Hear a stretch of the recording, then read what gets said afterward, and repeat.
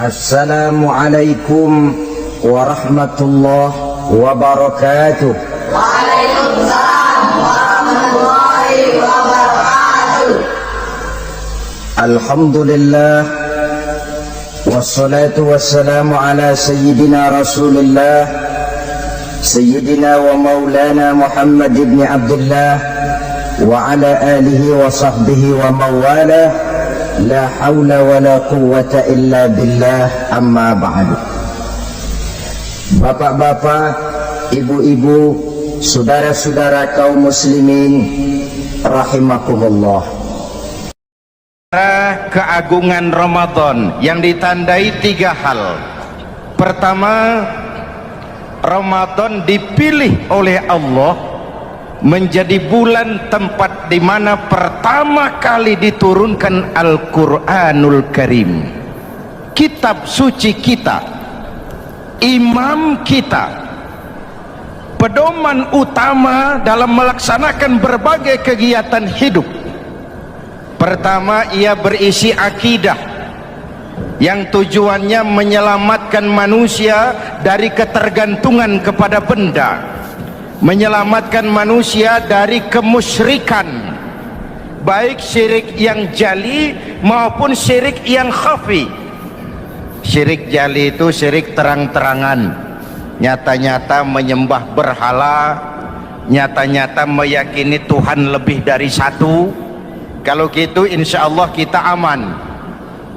Tapi ada syirik khafi, syirik yang tersembunyi, menjadikan yang selain Allah sebagai tujuan akhir dari seluruh kegiatan hidup. Itu syirik khafi. Saya sejak pakai cincin ini rezeki lancar. Cincin. Saya sejak pakai gesper ini, jangan anak gadis, nenek-nenek ngelihat saya lemes. Gesper. Ini sejak ada perkutut di rumah ini, bisnis bagus. Perkutut. Kalau komputer lebih kita kagumi dari Allah, itulah berhala kita. Kalau pangkat lebih kita utamakan dari Allah, itulah berhala kita. Kalau ilmu lebih kita kagumi daripada Allah, itulah berhala kita. Quran membebaskan manusia dari ketergantungan kepada benda, membersihkan keyakinan, meluruskan tauhid dengan konsep akidah. Lalu sisi yang kedua, syariat untuk mengatur kehidupan sesama manusia. Selama ini kalau mendengar syariat, yang terbayang oleh kita kan yang serem-serem, dan memang diopinikan sedemikian rupa.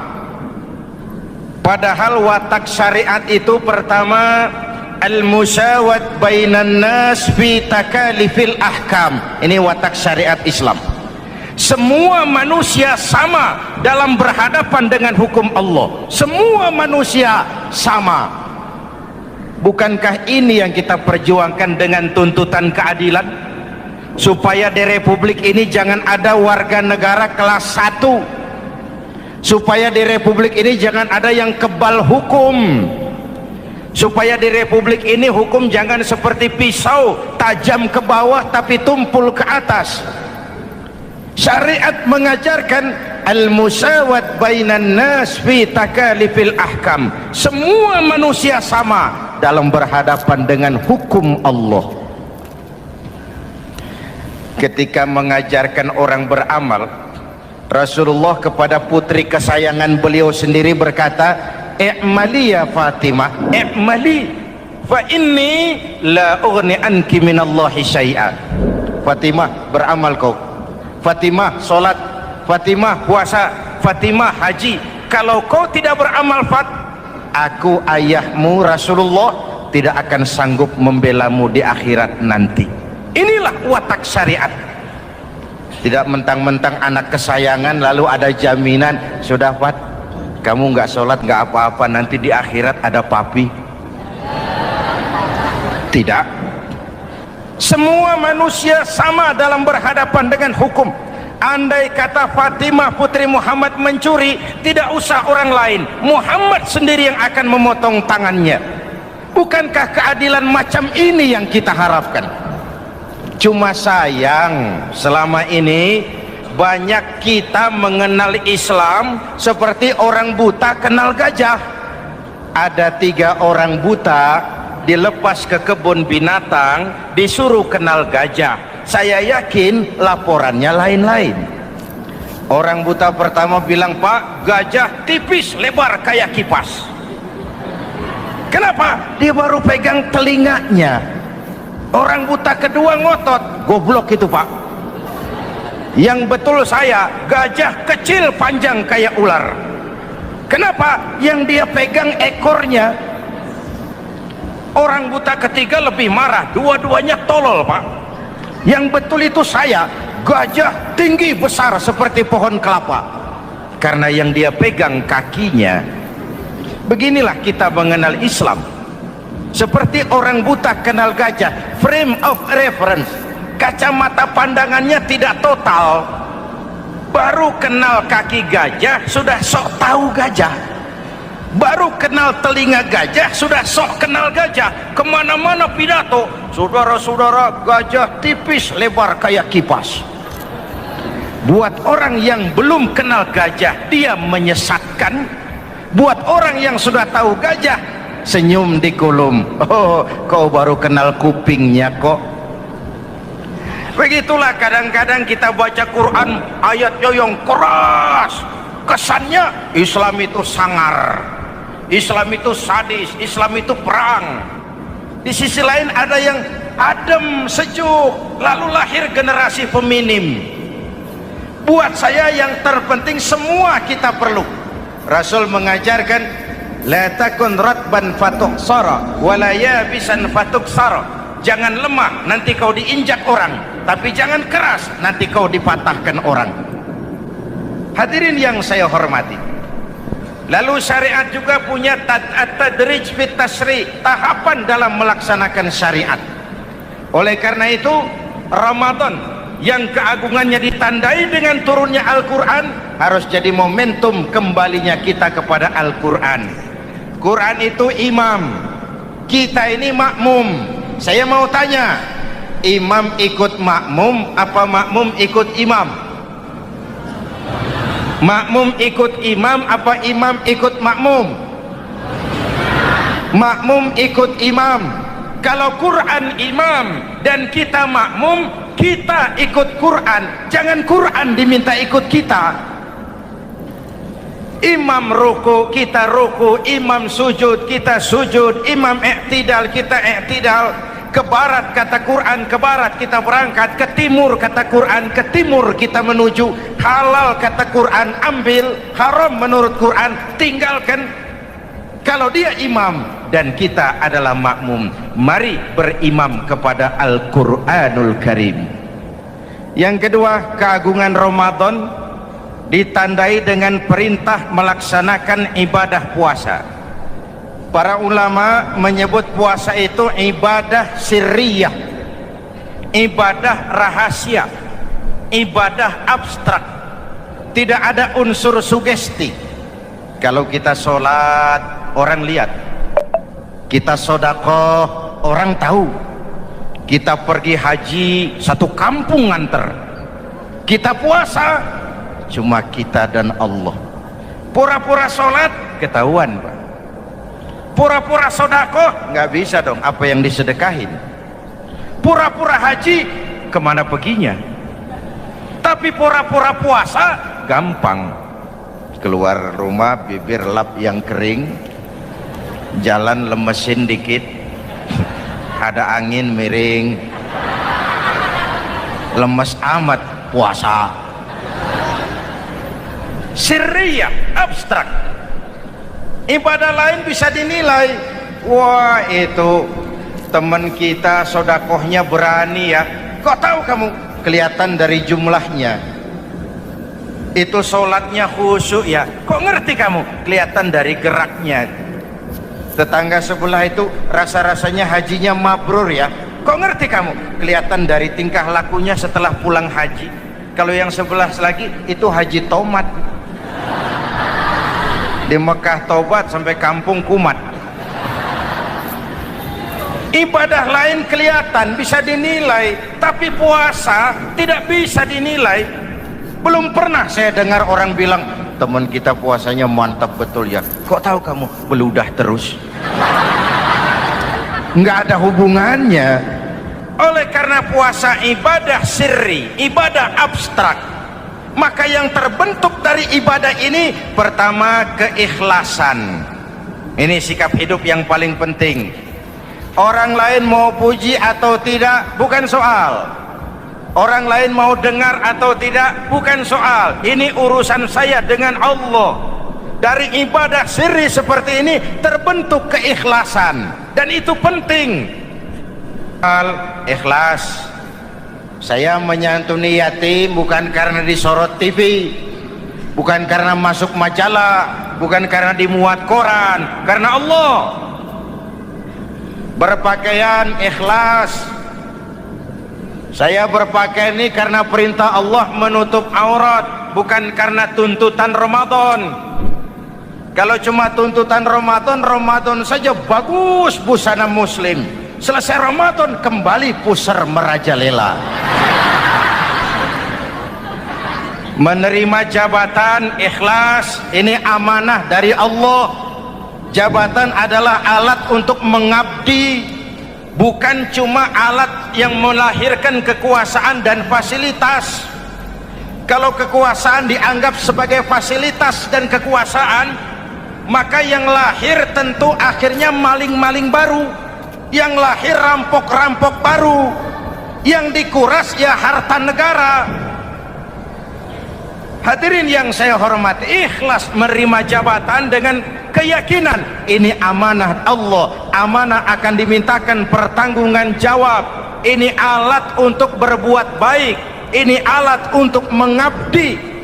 Kalau cuma digambarkan kekuasaan jabatan sebagai kekuasaan dan fasilitas, itu yang lalu banyak melahirkan rampok-rampok baru. Betul? Iya, kalau jabatan kan gajiannya jelas. Menteri gajinya jelas, anggota DPR gajinya jelas, presiden, wakil presiden gajinya jelas. Tetapi ketika fasilitas dan kekuasaan banyak memberikan hasil, jangan heran lalu muncul penjarahan terhadap kekayaan-kekayaan yang justru merupakan milik rakyat. Ikhlas dalam menerima jabatan, ikhlas dalam berbuat, ikhlas dalam beramal. Lalu yang kedua, jujur. Tadi siang saudara sholat zuhur apa tidak? Sholat. Yang sholat? Ya enggak, ya enggak. Sebelum sholat zuhur kan saudara berwudu. Waktu berwudu kan saudara berkemur, memasukkan air ke mulut. Umpama waktu berkemur saudara korupsi, dikit saja airnya saudara minum, jangankan hansip, jangankan satpam, jangankan polisi, teman sebelah pun tidak tahu kalau waktu berkemur kita korupsi. Kenapa kita tidak mau melakukan itu? Ada rasa malu kepada Allah. Alangkah positifnya kalau ini diterjemahkan dalam kehidupan.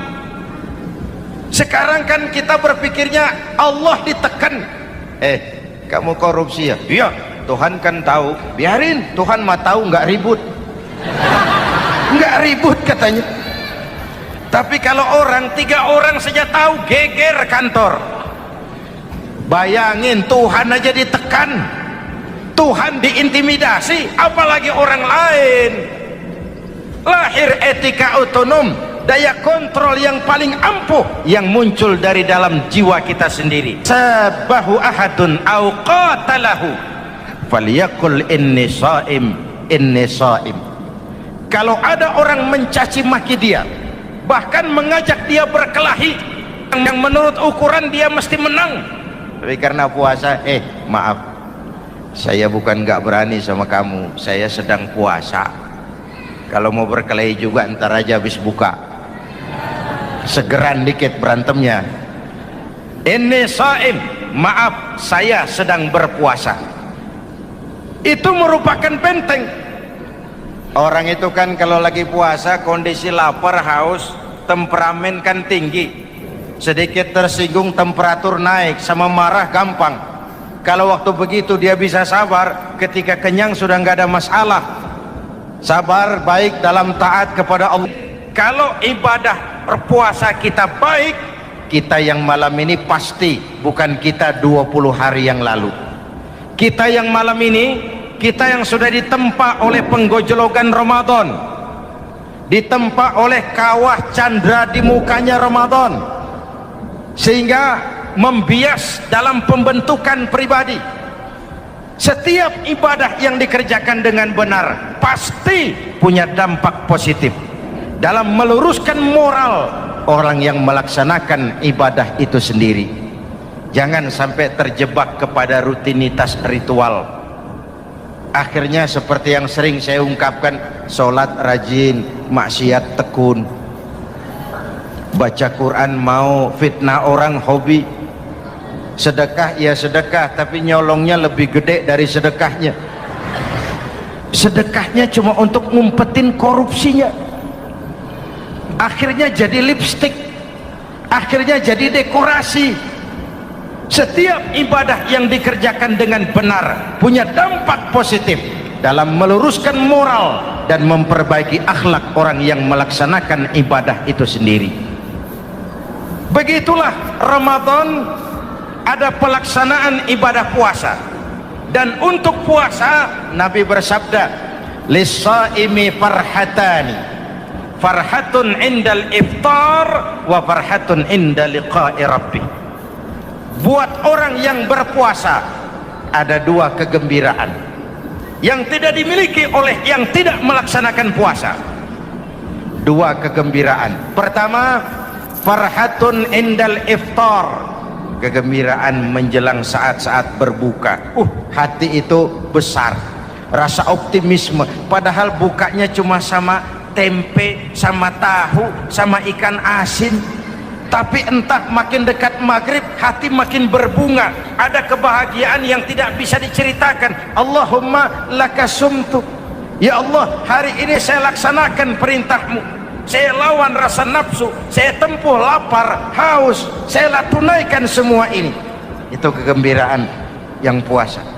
Yang kedua, wa farhatun inda liqa'i rabbih, kegembiraan kedua nanti di akhirat pada saat bertemu dengan Allah Subhanahu wa ta'ala. Masuk surga nikmat, bertemu Allah jauh lebih nikmat. Hadirin yang saya hormati, bahkan di surga ada sebuah pintu yang khusus disiapkan bagi orang-orang yang melaksanakan puasa.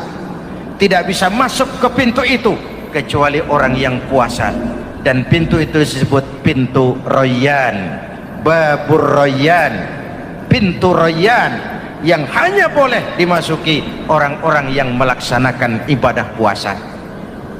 Hadirin, lalu yang berikutnya ibadah puasa ganjarannya abstrak. Kalau ibadah lain kita bisa lihat itu, sholat berjamaah pahalanya begini, haji kalau mabrur pahalanya begitu, sedekah pahalanya begini. Puasa Allah cuma bilang as-siyamu li wa ana ajzibi, puasa untukku dan aku yang membalasnya. Berapa besar balasan Allah tidak diberitahu. Artinya apa?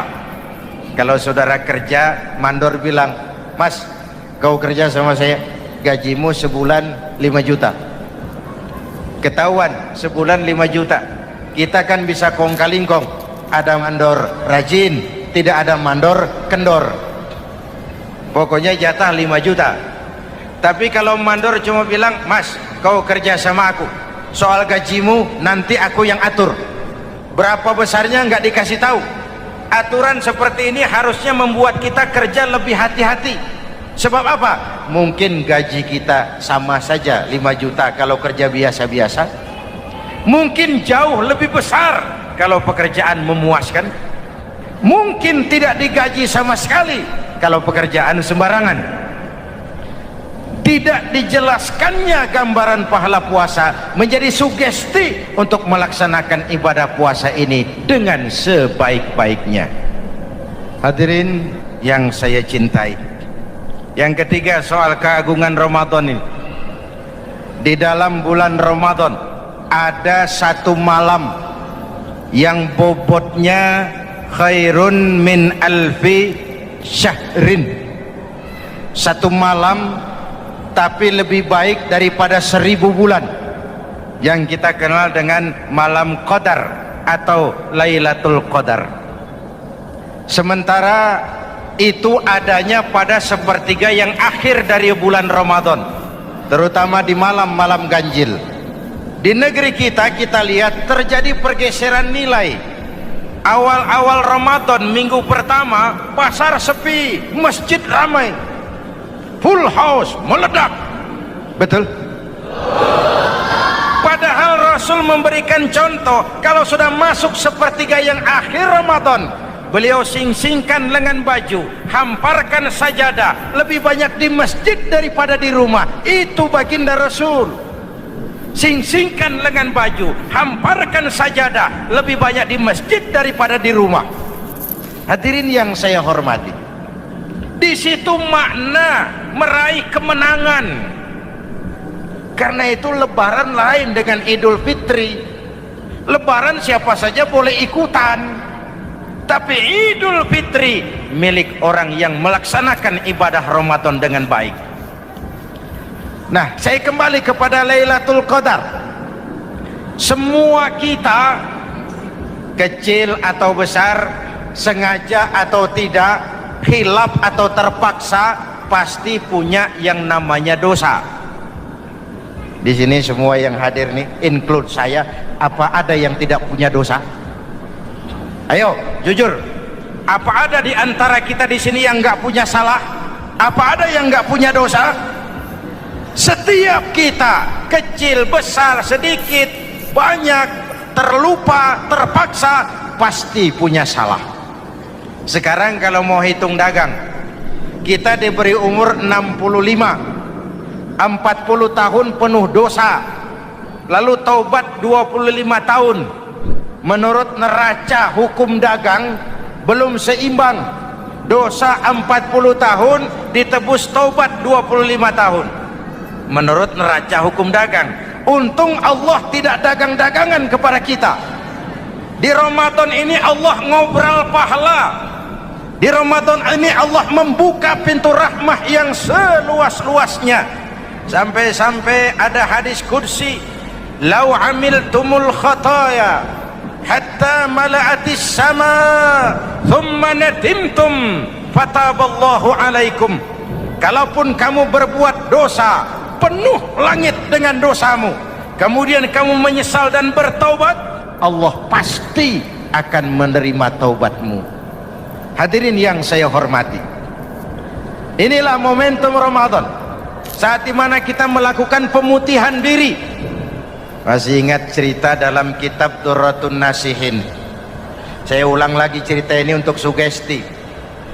Ada buajingan tengik pernah membunuh 99 orang. Satu saat hidayah datang kepadanya, terniat ingin bertaubat. Dicarinya seorang ustadz, ketemu ustadz kepala ngajar. Ustadz, ya, apa? Saya mau taubat, diterima apa tidak taubat saya? Emangnya dosa kamu apa? Saya pernah membunuh 99 orang, Ustaz. Ustadznya melotot. Wih, banyak amat. Nggak segampang itu nyawa hak prerogatif Allah. Cuma Allah yang berhak ngambil. Membunuh tanpa alasan yang benar, dosa besar. Dosamu kelewat banyak, Mas. Nggak bisa. Dia vonis lebih dulu kayak surga milik bapak moyangnya. Ini preman kita pikir ini ustadz saya niat baik-baik ngomongnya nggak enak. Nah, daripada 99 tanggung. Saya lempengin aja nih urusan dah.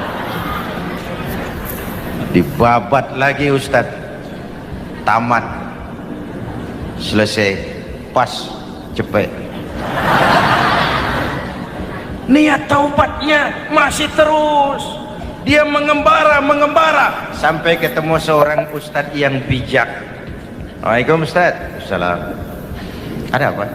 Ustaz, saya mau taubat, diterima apa enggak sih? Oh, sebelum mentari terbit dari sebelah barat, sebelum napasmu sampai di tenggorokan, Allah akan menerima taubatmu. Boleh jadi dosamu besar, tapi ampunan Allah lebih besar dari dosamu. Begitu Ustaz. Iya. Cuman ngomong-ngomong, dosamu apa sih? Ustaz, saya sih tadinya cuma bunuh 99 orang.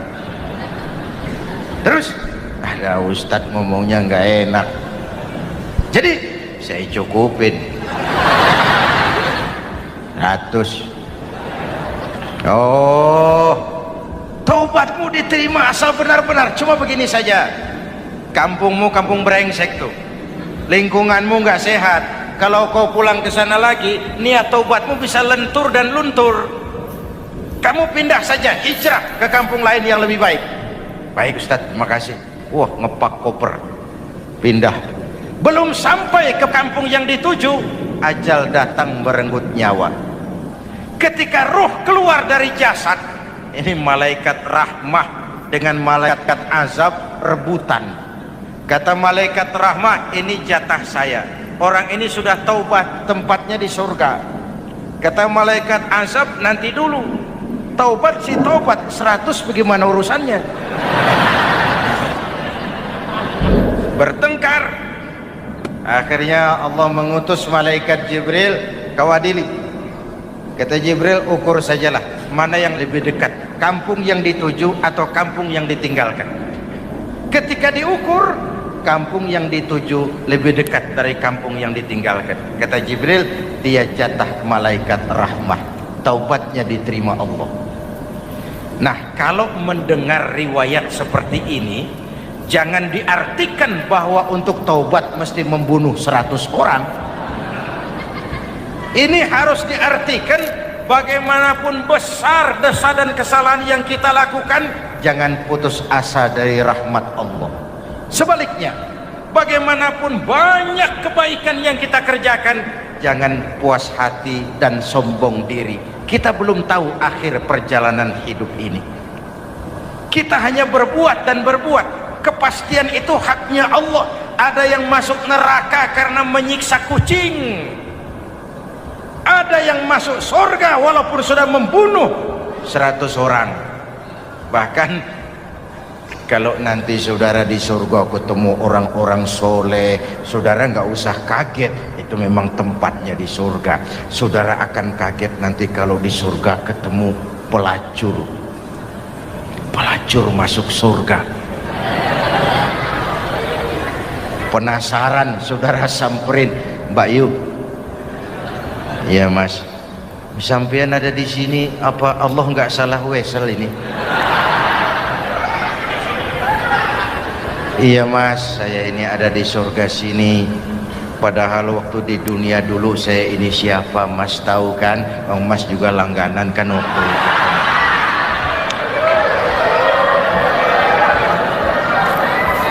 Tapi terus terang saja Mas, waktu di dunia itu saya terpaksa betul. Sejak lahir saya sudah yatim piatu. Sejak kecil sudah yatim piatu. Ada tetangga saya muslim sedikit kaya, tapi pelitnya 17 setan. Akhirnya demi tuntutan perut saya merantau ke kota besar. Ada yang nolong, katanya kerjanya ringan, uangnya lumayan. Apa? Yaitu demi sesuap nasi saya lakoni. Satu malam saya lagi berangkat dagang, lewat masjid Baitul Ihsan, ada ceramah. Saya dengar dari jauh, ustadznya pidato, katanya Allah berpesan, lau amiltumul khataya hatta mala'atis sama thumma nadimtum fataballahu alaikum. Kalaupun kamu berbuat dosa, penuh langit dengan dosamu, lalu kau menyesal dan bertaubat, Allah pasti akan menerima taubatmu. Mendengar hadis itu, Mas, berlinang air mata saya. Terbayang dosa-dosa yang pernah saya lakukan. Terbayang orang-orang yang pernah menanamkan modal asing.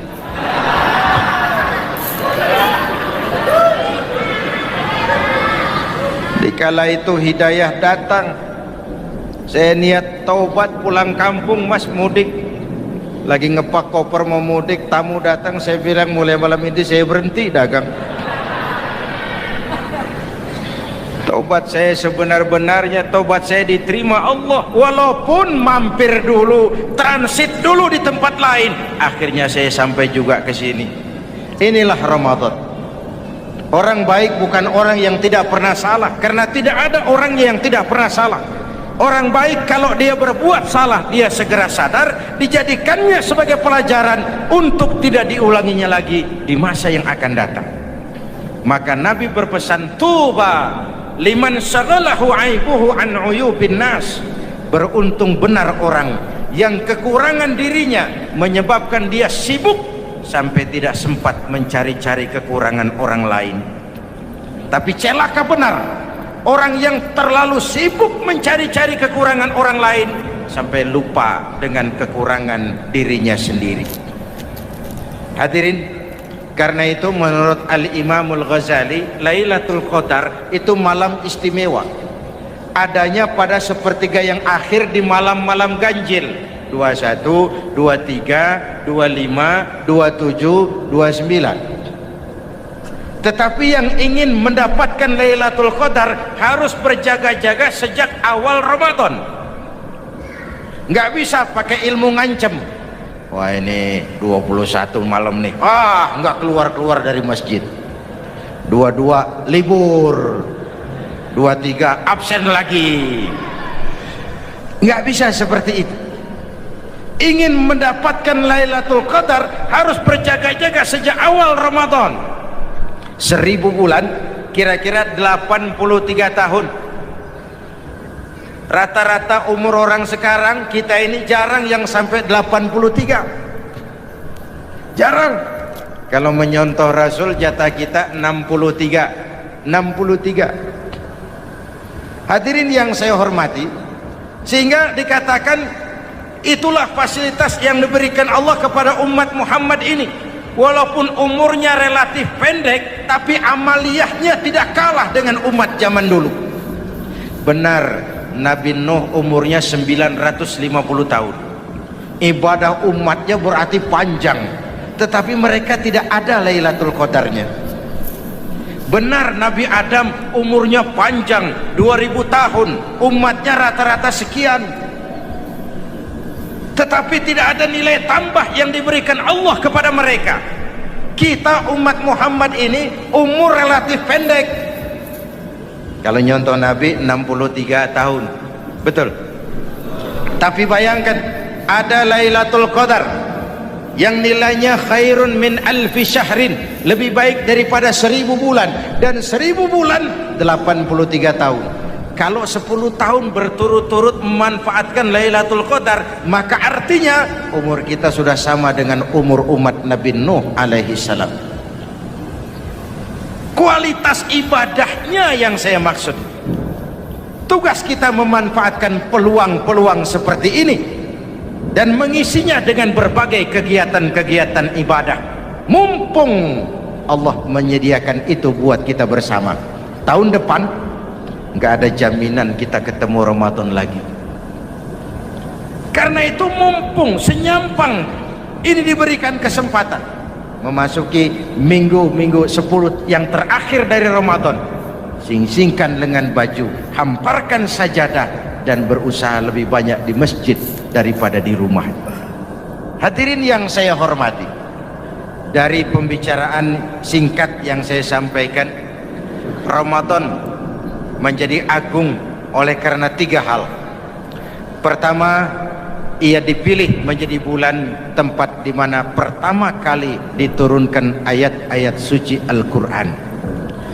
Karenanya Ramadan disebut juga sebagai Syahrul Quran, bulan Al-Quran. Karenanya Ramadan juga kita lebih intens memasuki kehidupan Al-Quran sebagai makmum dan kita sebagai imam. Jika Quran adalah imam dan kita adalah makmum, maka konsekuensinya makmum harus ikut imam, bukan imam yang ikut makmum. Yang kedua, keagungan Ramadan ditandai dengan pelaksanaan ibadah puasa. Setiap ibadah yang dikerjakan dengan benar pasti punya dampak dalam memperbaiki moral, meluruskan akhlak orang yang melaksanakan ibadah itu sendiri. Maka bulan suci Ramadan menjadilah kawah candra di muka, menjadi bulan training, bulan latihan. Saya sering ibaratkan, Mike Tyson masuk latihan, keluar latihan, tinjunya makin hebat. Hewitt masuk latihan, keluar latihan, tenisnya makin canggih. Zinedine Zidane masuk latihan, keluar latihan, sepak bolanya makin hebat. Kalau latihan tiap hari, main kalah terus, orang kan ngomong, buat apa latihan? Kita sebulan penuh latihan supaya bulan-bulan sesudah Ramadan nanti kita jangan sampai kalah dalam permainan hidup ini. Hidup ini kan permainan. Ada yang sekarang ini main sebagai pedagang, main sebagai pejabat, main sebagai pengusaha, main sebagai seniman. Hidup ini permainan. Wa mal hadhil hayatud dunya illa lahwun wa la'ib. Ini cuma permainan. Senarionya sudah ditetapkan oleh sang sutradara Allah Azza wa Jalla. Ini permainan saja. Maka bermainlah sesuai dengan aturan main, karena hidup memang permainan. Tapi jangan main-main. Walaupun ini permainan, bermainlah dengan benar. Jangan main-main. Kalau main-main, kalah. Sepak bola permainan, main-main, kalah. Bulu tangkis permainan, main-main, kalah. Hidup ini permainan, main dengan benar, main sesuai dengan aturan main, main-main, kalah. Hadirin yang saya hormati, karena itu 1 bulan untuk menghadapi 11 bulan sesudahnya. Yang ketiga, ditandai keagungan Ramadan dengan ada nuzulul Quran. Diberikan Allah kepada siapa saja yang dikehendakinya. Semoga ibadah yang sudah kita kerjakan kiranya diterima Allah. Yang masih akan kita kerjakan, diberikan kita kekuatan zahir dan batin untuk dapat melaksanakannya dengan sebaik-baik.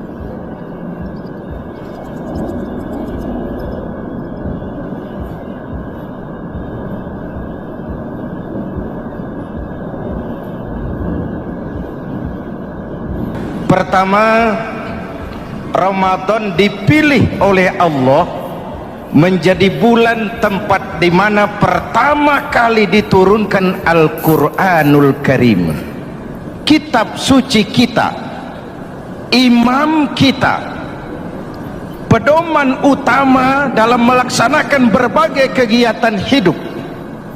Pertama, ia berisi akidah yang tujuannya menyelamatkan manusia dari ketergantungan kepada benda, menyelamatkan manusia dari kemusyrikan, baik syirik yang jali maupun syirik yang khafi. Syirik jali itu syirik terang-terangan, nyata-nyata menyembah berhala, nyata-nyata meyakini Tuhan lebih dari satu. Kalau gitu insya Allah kita aman. Tapi ada syirik khafi, syirik yang tersembunyi, menjadikan yang selain Allah sebagai tujuan akhir dari seluruh kegiatan hidup. Itu syirik khafi. Saya sejak pakai cincin ini rezeki lancar. cincin. Saya sejak pakai gesper ini, jangan anak gadis, nenek-nenek ngelihat saya lemes. Gesper ini sejak ada perkutut di rumah ini, bisnis bagus. Perkutut. Kalau komputer lebih kita kagumi dari Allah, itulah berhala kita. Kalau pangkat lebih kita utamakan dari Allah, itulah berhala kita. Kalau ilmu lebih kita kagumi daripada Allah, itulah berhala kita. Quran membebaskan manusia dari ketergantungan kepada benda, membersihkan keyakinan, meluruskan tauhid dengan konsep akidah. Lalu sisi yang kedua, syariat untuk mengatur kehidupan sesama manusia. Selama ini kalau mendengar syariat, yang terbayang oleh kita kan yang serem-serem, dan memang diopinikan sedemikian rupa. Padahal watak syariat itu pertama, al-musawat bainan nas fi takalifil ahkam. Ini watak syariat Islam. Semua manusia sama dalam berhadapan dengan hukum Allah. Semua manusia sama. Bukankah ini yang kita perjuangkan dengan tuntutan keadilan? Supaya di Republik ini jangan ada warga negara kelas 1. Supaya di Republik ini jangan ada yang kebal hukum. Supaya di Republik ini hukum jangan seperti pisau, tajam ke bawah tapi tumpul ke atas. Syariat mengajarkan al-musawat bainan nas fi takalifil ahkam. Semua manusia sama dalam berhadapan dengan hukum Allah. Ketika mengajarkan orang beramal, Rasulullah kepada putri kesayangan beliau sendiri berkata, "I'mali ya Fatimah, i'mali fa inni la ughni anki minallahi syai'a." Fatimah, beramal kau. Fatimah sholat, Fatimah puasa, Fatimah haji. Kalau kau tidak beramal, aku ayahmu Rasulullah tidak akan sanggup membelamu di akhirat nanti. Inilah watak syariat. Tidak mentang-mentang anak kesayangan lalu ada jaminan, sudah Fat, kamu nggak sholat nggak apa-apa, nanti di akhirat ada papi. Tidak. Semua manusia sama dalam berhadapan dengan hukum. Andai kata Fatimah putri Muhammad mencuri, tidak usah orang lain, Muhammad sendiri yang akan memotong tangannya. Bukankah keadilan macam ini yang kita harapkan? Cuma sayang, selama ini banyak kita mengenal Islam seperti orang buta kenal gajah. Ada 3 orang buta dilepas ke kebun binatang, disuruh kenal gajah. Saya yakin laporannya lain-lain. Orang buta pertama bilang, "Pak, gajah tipis lebar kayak kipas." Kenapa? Dia baru pegang telinganya. Orang buta kedua ngotot, "Goblok itu Pak. Yang betul saya, gajah kecil panjang kayak ular." Kenapa? Yang dia pegang ekornya. Orang buta ketiga lebih marah, dua-duanya tolol Pak.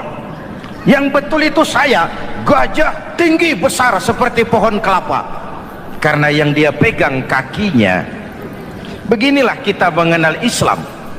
Seperti orang buta kenal gajah, frame of reference, kacamata pandangannya tidak total. Baru kenal kaki gajah sudah sok tahu gajah. Baru kenal telinga gajah sudah sok kenal gajah. Kemana-mana pidato, saudara-saudara, gajah tipis lebar kayak kipas. Buat orang yang belum kenal gajah, dia menyesatkan. Buat orang yang sudah tahu gajah, senyum di kolom. "Oh, kau baru kenal kupingnya kok." Begitulah kadang-kadang kita baca Quran, ayatnya yang keras, kesannya Islam itu sangar, Islam itu sadis, Islam itu perang. Di sisi lain ada yang adem, sejuk, lalu lahir generasi feminim. Buat saya yang terpenting semua kita perlu. Rasul mengajarkan la takun ratban fatuksara wala yabisan fatuksara. Jangan lemah nanti kau diinjak orang, tapi jangan keras nanti kau dipatahkan orang. Hadirin yang saya hormati, lalu syariat juga punya at-tadrij fit tasri, tahapan dalam melaksanakan syariat. Oleh karena itu Ramadan yang keagungannya ditandai dengan turunnya Al-Quran harus jadi momentum kembalinya kita kepada Al-Quran. Quran itu imam, kita ini makmum. Saya mau tanya, imam ikut makmum apa makmum ikut imam? Makmum ikut imam apa imam ikut makmum? Makmum ikut imam. Kalau Quran imam dan kita makmum, kita ikut Quran, jangan Quran diminta ikut kita. Imam ruku, kita ruku. Imam sujud, kita sujud. Imam i'tidal, kita i'tidal. Ke barat kata Quran, ke barat kita berangkat. Ke timur kata Quran, ke timur kita menuju. Halal kata Quran, ambil. Haram menurut Quran, tinggalkan. Kalau dia imam dan kita adalah makmum, mari berimam kepada Al-Quranul Karim. Yang kedua, keagungan Ramadan ditandai dengan perintah melaksanakan ibadah puasa.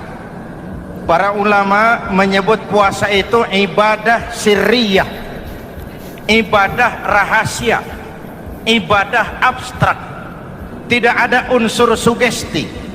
Kalau kita sholat orang lihat, kita sedekah orang tahu, kita pergi haji satu kampung nganter, kita puasa cuma kita dan Allah. Pura-pura sholat ketahuan Pak, pura-pura sedekah nggak bisa dong, apa yang disedekahin. Pura-pura haji kemana perginya, tapi pura-pura puasa gampang. Keluar rumah bibir lap yang kering, jalan lemesin dikit, ada angin miring, lemes amat puasa.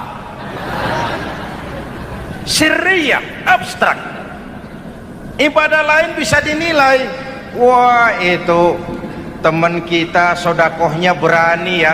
Kok tahu kamu? Kelihatan dari jumlahnya. Itu sholatnya khusyuk ya. Kok ngerti kamu? Kelihatan dari geraknya. Tetangga sebelah itu rasa-rasanya hajinya mabrur ya. Kok ngerti kamu? Kelihatan dari tingkah lakunya setelah pulang haji. Kalau yang sebelah lagi itu haji tomat. Di Mekah tobat sampai kampung kumat. Ibadah lain kelihatan bisa dinilai, tapi puasa tidak bisa dinilai. Belum pernah saya dengar orang bilang, teman kita puasanya mantap betul ya. Kok tahu kamu? Beludah terus. Nggak ada hubungannya. Oleh karena puasa ibadah sirri, ibadah abstrak, maka yang terbentuk dari ibadah ini pertama keikhlasan. Ini sikap hidup yang paling penting. Orang lain mau puji atau tidak bukan soal. Orang lain mau dengar atau tidak bukan soal. Ini urusan saya dengan Allah. Dari ibadah sirri seperti ini terbentuk keikhlasan, dan itu penting. Ikhlas. Saya menyantuni yatim bukan karena disorot TV, bukan karena masuk majalah, bukan karena dimuat koran, karena Allah. Berbagai fasilitas. Kalau kekuasaan dianggap sebagai fasilitas dan kekuasaan, maka yang lahir tentu akhirnya maling-maling baru, yang lahir rampok-rampok baru, yang dikuras ya harta negara. Hadirin yang saya hormati, ikhlas menerima jabatan dengan keyakinan ini amanah Allah, amanah akan dimintakan pertanggungan jawab. Ini alat untuk berbuat baik, ini alat untuk mengabdi.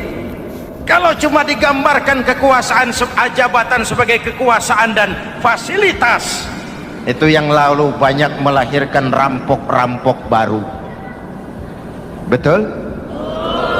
Iya, kalau jabatan kan gajiannya jelas. Menteri gajinya jelas, anggota DPR gajinya jelas, presiden, wakil presiden gajinya jelas. Tetapi ketika fasilitas dan kekuasaan banyak memberikan hasil, jangan heran lalu muncul penjarahan terhadap kekayaan-kekayaan yang justru merupakan milik rakyat. Ikhlas dalam menerima jabatan, ikhlas dalam berbuat, ikhlas dalam beramal. Lalu yang kedua, jujur. Tadi siang saudara sholat zuhur apa tidak? Sholat. Yang sholat? Ya enggak. Sebelum sholat zuhur kan saudara berwudu. Waktu berwudu kan saudara berkemur, memasukkan air ke mulut. Umpama waktu berkemur saudara korupsi, dikit saja airnya saudara minum, jangankan hansip, jangankan satpam, jangankan polisi, teman sebelah pun tidak tahu kalau waktu berkemur kita korupsi. Kenapa kita tidak mau melakukan itu? Ada rasa malu kepada Allah. Alangkah positifnya kalau ini diterjemahkan dalam kehidupan. Sekarang kan kita berpikirnya Allah ditekan. Kamu korupsi ya? Iya, Tuhan kan tahu. Biarin, Tuhan mah tahu, nggak ribut. Nggak ribut katanya. Tapi kalau orang, 3 orang saja tahu, geger kantor. Bayangin, Tuhan aja ditekan, Tuhan diintimidasi, apalagi orang lain. Lahir etika otonom, daya kontrol yang paling ampuh yang muncul dari dalam jiwa kita sendiri. Sabahu ahadun au qatalahu falyaqul inni shaim, inni shaim. Kalau ada orang mencaci maki dia, bahkan mengajak dia berkelahi yang menurut ukuran dia mesti menang, tapi karena puasa, maaf, saya bukan gak berani sama kamu, saya sedang puasa. Kalau mau berkelahi juga ntar aja habis buka, segeran dikit berantemnya. Ini shaim, maaf saya sedang berpuasa. Itu merupakan benteng.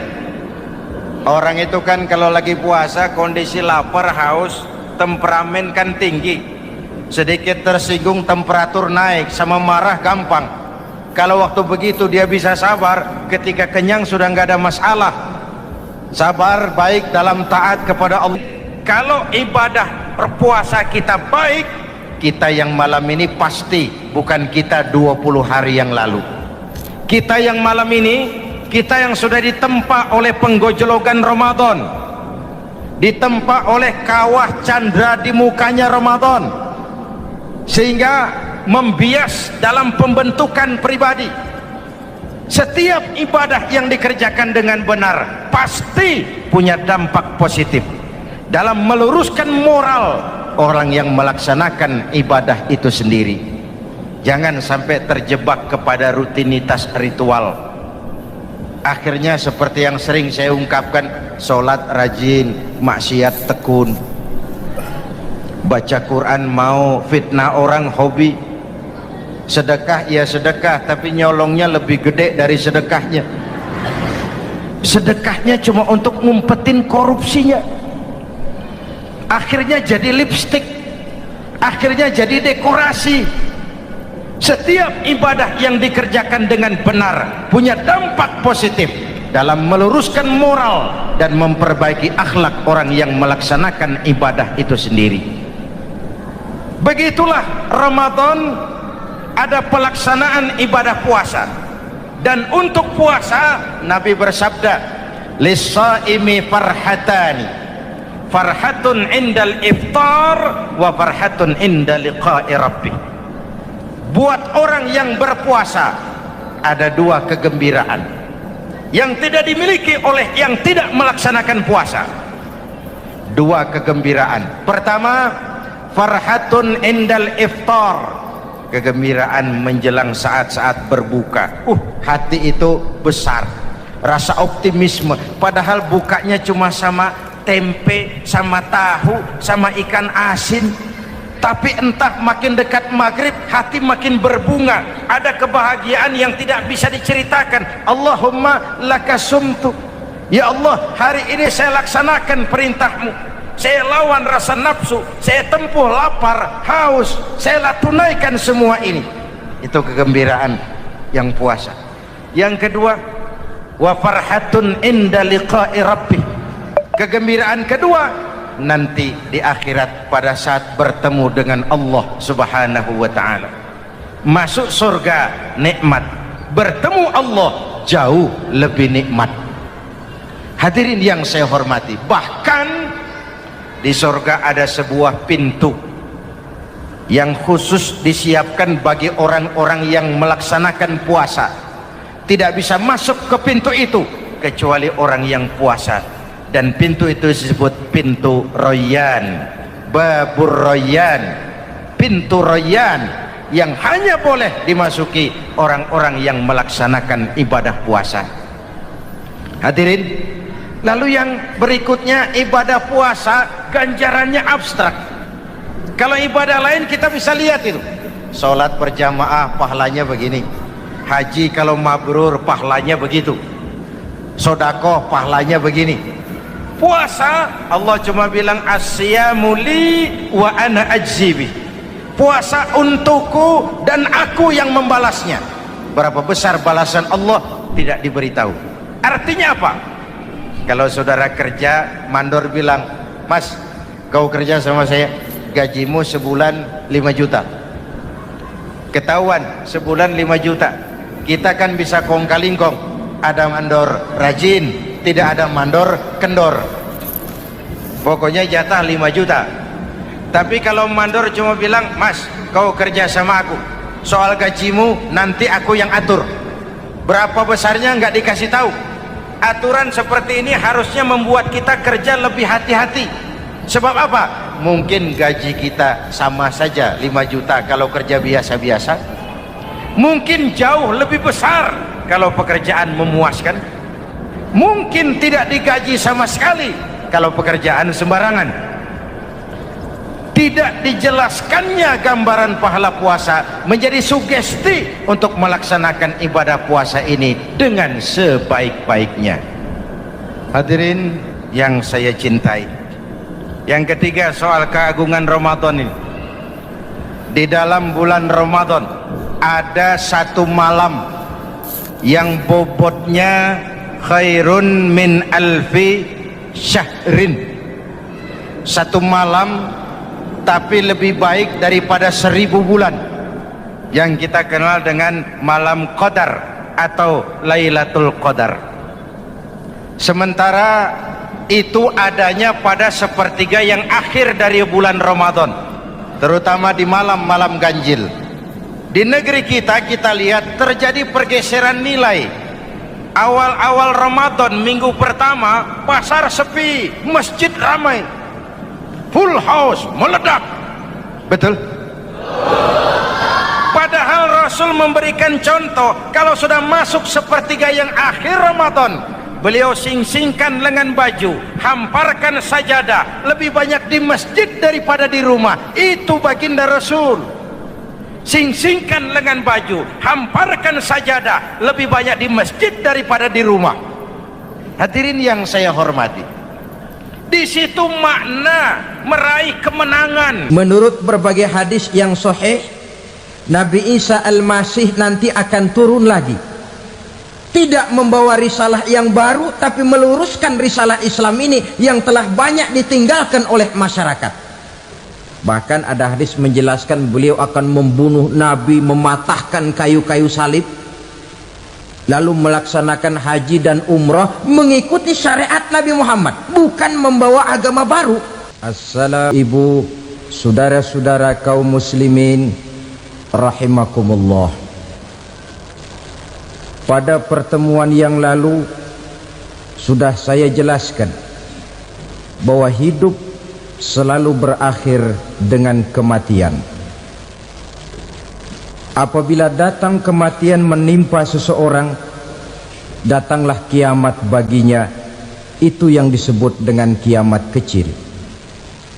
Hakikatnya mati adalah perpindahan dari kehidupan di dunia ini menuju kehidupan di alam barzakh. menunggu kita di alam barzakh sampai datangnya saat kiamat, entah 10 tahun, entah 100 tahun, entah 1000 tahun, hanya Allah saja yang maha tahu.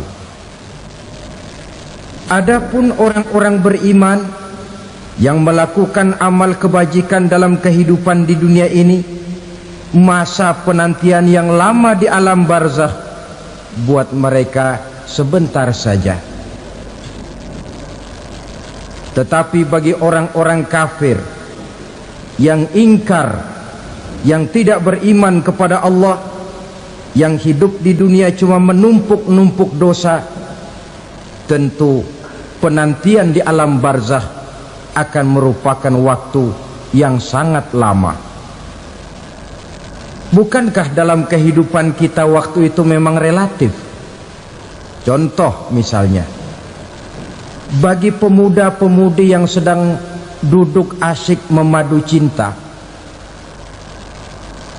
waktu 4-5 jam saja rasanya cuma 4-5 menit, tenggelam oleh keasikan. Tapi buat orang yang berbaring di rumah sakit, meratap di balik-balik apa itu tembok derita kata lagu, di balik dinding-dinding penjara, sehari bagai seminggu, seminggu rasa sebulan, sebulan boleh jadi rasa setahun. Penantian yang sangat lama. Kapan kiamat itu akan datang? Ini rahasia Allah. Jangankan kita yang orang awam, baginda Nabi sendiri tidak diberitahu oleh Allah kapan kiamat itu akan terjadi. Tetapi sungguh pun demikian, banyak hadis-hadis yang menjelaskan ciri atau tanda-tanda datangnya kiamat. Nah, kalau sudah bicara soal tanda kiamat itu ada dua. Pertama yang disebut alamatus sughra, tanda-tanda kecil. Ini waktunya masih ada tenggang. Ada yang dinamakan alamatul kubra, tanda-tanda besar, artinya kiamat sudah diambang pintu. Apa tanda-tanda kecil dari datangnya hari kiamat itu? Misalnya kata Nabi, apabila ilmu sudah diangkat oleh Allah, artinya apabila ulama sudah banyak wafat, minat orang belajar agama berkurang, lalu kebodohan nampak merajalela di mana-mana, zina dikerjakan secara terbuka, minuman-minuman keras jadi kebanggaan, itu termasuk di antara tanda-tanda kecil terjadinya hari kiamat. Apalagi misalnya iza waladatil ammatu rabbataha, apabila budak sudah melahirkan tuan. Apa maksudnya? Ada yang mentafsirkan apabila anak sudah bisa membudaki orang tuanya. Orang tua yang melahirkan dia, yang membesarkan dia, demi setelah si anak besar jadi orang berpangkat, bertitel, berharta, berkedudukan, jadilah orang tua itu budaknya. Sehingga sering dibilang kalau orang tua kaya, anak jadi raja. Tapi kalau anak yang kaya, orang tua sering jadi budak. Apalagi munculnya fitnah yang bergelombang, timbul perang antara dua bangsa yang besar, waktu berjalan terasa sangat pendek sekali. Itu merupakan tanda di antara tanda-tanda kiamat. Termasuk di dalamnya sulit membedakan mana laki, mana perempuan. Kan kalau tanda-tanda kayak begini sekarang sudah banyak kita lihat kan.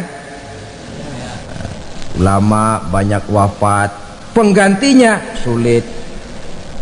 Zina dikerjakan berterang-terangan, minuman keras jadi kebanggaan,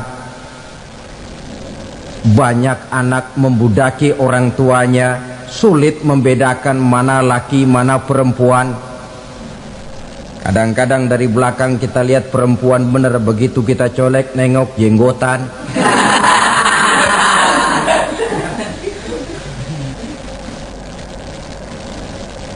Ini termasuk tanda-tanda kecil, masih ada tenggang sampai akan terjadinya kiamat itu. Nah, yang dimaksud dengan tanda-tanda besar, ini tanda besar artinya kiamat sudah di ambang pintu. Pertama, matahari terbit dari sebelah barat. Apabila matahari sudah terbit dari arah sebelah barat, tertutuplah sudah pintu taubat. Bersabda Nabi kita, la taqumus sa'atu hatta tatlu'a syamsu min maghribiha. Tidak akan datang hari kiamat sampai matahari terbit dari arah sebelah barat. Wa iza tala'at, manakala matahari telah terbit dari arah sebelah barat, wa ra'ahan nasu, manusia banyak menyaksikan itu, amanu ajma'un, mereka pun lalu beriman. Yang tadinya kafir, yang tadinya ingkar, yang tadinya membangkang, setelah melihat matahari terbit dari sebelah barat, buru-buru beriman, berlomba-lomba mengucap 2 kalimat syahadat. Tapi apa yang terjadi? Kata Nabi, wadzalika hina la yanfa'u nafsan imanuha lam takun amanat min qabl.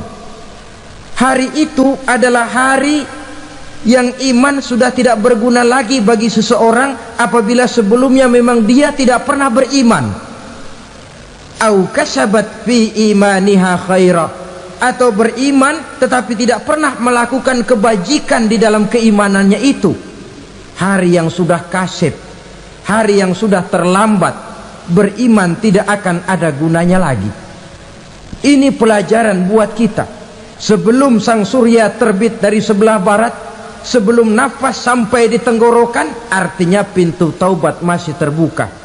Kalau 2 hal itu sudah terwujud, nafas sudah sampai di kerongkongan atau matahari sudah terbit dari arah sebelah barat, tertutuplah sudah pintu taubat. Tak ada lagi gunanya pangkat, jabatan, harta, bahkan beriman pun dalam suasana macam itu. Too late, kata orang Kulon.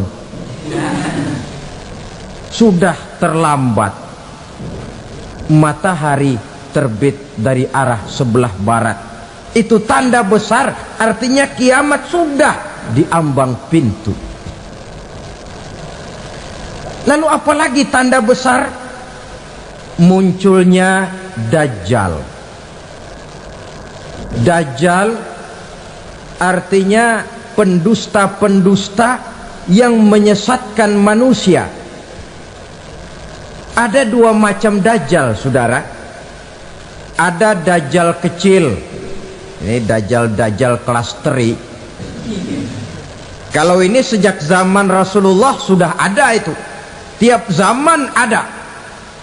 Di zaman Rasulullah misalnya ada yang bernama Aswad al-Unsi dari Yaman, ada yang namanya Musailamah al-Kazzab dari Yamamah, ada yang namanya Ibnu Sayyad dari Madinah. Ini Dajjal di zaman Rasul. Musailamatul Kazzab memproklamirkan diri jadi nabi, dia di zaman Rasul masih hidup. Ini Dajjal zaman Nabi.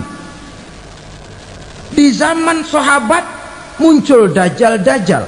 Di zaman kita sekarang ini Dajjal pun gentayangan. Dajjal kelas teri. Kerjanya mendustakan manusia, menyesatkan manusia, memalingkan manusia dari jalan yang benar dan diridhoi oleh Allah Subhanahu wa taala. Adapun yang merupakan tanda besar dari datangnya kiamat, Dajjal kelas kakap, pembohong besar yang menyesatkan masyarakat manusia berpaling dari jalan Allah mengikuti jalan mereka. Apa sih ciri Dajjal itu? Kata Nabi dalam hadis Bukhari Muslim, inna dajjala Sesungguhnya yang namanya Dajjal itu yakhruju, satu saat akan muncul mendekati hari kiamat. Wa inna ma'ahu ma'an, si Dajjal ini membawa air. Wa naran, dan juga membawa api. Dua simbol. Di tangan yang satu dia bawa air, di tangan yang satu dia bawa api. Wa ammal ladzi yarahu an-nasu ma'an fanarun, adapun yang orang banyak lihat air, hakikatnya adalah api. Yang dilihat api, hakikatnya adalah air. Oleh sebab itu, kalau api yang ditawarkan, ambillah air. Kalau air yang ditawarkan, pilihlah api. Maksudnya apa ini? Ini bahasa simbol, saudara-saudara. Dajjal bicaranya seolah-olah untuk kepentingan manusia, menawarkan surga. Surga yang dia tawarkan hakikatnya neraka. Hai manusia, kalau kau mau bahagia, jangan dekat-dekat dengan agama. Sholat itu tidak efektif dan efisien, tidak produktif dari segi ekonomi itu. Menghadiri majelis taklim cuma buang-buang waktu. Tahajud, tasbih, tahlil, baca Quran, apa itu? Pekerjaan mubazir saja. Hidup ini cuma sekali, masa yang cuma sekali, manfaatkan dengan sebaik-baiknya. Mumpung, dibawanya sifat mumpung, tetapi dalam pengertian yang sangat negatif. Bicaranya seolah-olah untuk kepentingan manusia, tetapi sebenarnya menjerumuskan manusia. Menawarkan air, tapi sebenarnya api. Menawarkan api, tapi hakikatnya air. Buat apa kamu sholat? Buat apa kamu bayar zakat? Buat apa kamu puasa? Surga yang dicanangkan Dajjal, hakikatnya neraka. Neraka yang digambarkan Dajjal, pada dasarnya adalah surga. Jadi memutarbalikkan fakta itu kerjaan Dajjal. Yang hak jadi batil, yang batil dibilang hak, yang benar jadi salah, yang salah malah jadi benar. Tuntunan disuruh jadi tontonan, tontonan malah menjadi tuntunan. Itu pekerjaan Dajjal profesinya. Zamannya Nabi Adam, Dajjalnya kan iblis. Betul? Betul. Apa sih gang kerayuan iblis itu? Allah setelah menciptakan Nabi Adam kan bilang, Adam, kau dan istrimu Hawa tinggal di surga ini. Seluruh fasilitas yang ada di surga persilahkan kau nikmati. Satu yang tidak boleh, jangan coba-coba dekati pohon khuldi. Dekat saja jangan, apalagi sampai memetiknya. Datang Dajjal yang namanya iblis ini. Adam, kamu tahu nggak kenapa tidak boleh makan buah khuldi? Ya nggak tahu, pokoknya saya dilarang. Bodoh kamu Dam.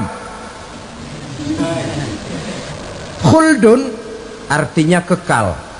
Kalau kamu makan itu buah, kau akan kekal di surga buat selamanya. Allah tidak kepengen, maka dilarang kamu makan buah khuldi. Kalau kau ingin kekal di surga Adam, makan saja. Saya bicara begini ini untuk kepentingan kamu Adam. Ini kan ciri-ciri Dajjal. Bicaranya sih seolah-olah untuk kepentingan Nabi Adam, hakikat sebenarnya menjerumuskan Nabi Adam supaya ingkar dan melanggar larangan dari Allah Subhanahu wa ta'ala. Jadi setelah muncul Dajjal, timbul kekacauan-kekacauan di masyarakat. Banyak yang terpengaruh, terpedaya dan terpesona, termasuk mereka yang memproklamirkan diri jadi nabi, mereka yang memproklamirkan diri jadi rasul di zaman sesudah Rasulullah wafat. Itu adalah Dajjal. Maka saya ingatkan, kalau di zaman kita sekarang ini ada orang ngaku jadi nabi, ada orang ngaku jadi rasul, biar bahasa Arabnya kental, Quran hafal, hadis ribuan hadis hafal, biar pakai serban sampai menyengser ke tanah, bahasa Arabnya fasih, tapi dia mengaku jadi nabi, jadi rasul, kita umat Islam wajib tidak percaya, wajib untuk tidak percaya. Itulah dajjal-dajjal zaman kita sekarang ini. Tidak mustahil mereka datang mempengaruhi orang awam supaya berpaling dari Rasulullah, mengikuti mereka. Nah, di akhir zaman nanti, mendekati hari kiamat, dajjal ini muncul, dajjal kelas kakap, menyesatkan masyarakat manusia untuk berpaling dari Islam, mengikuti seruan mereka.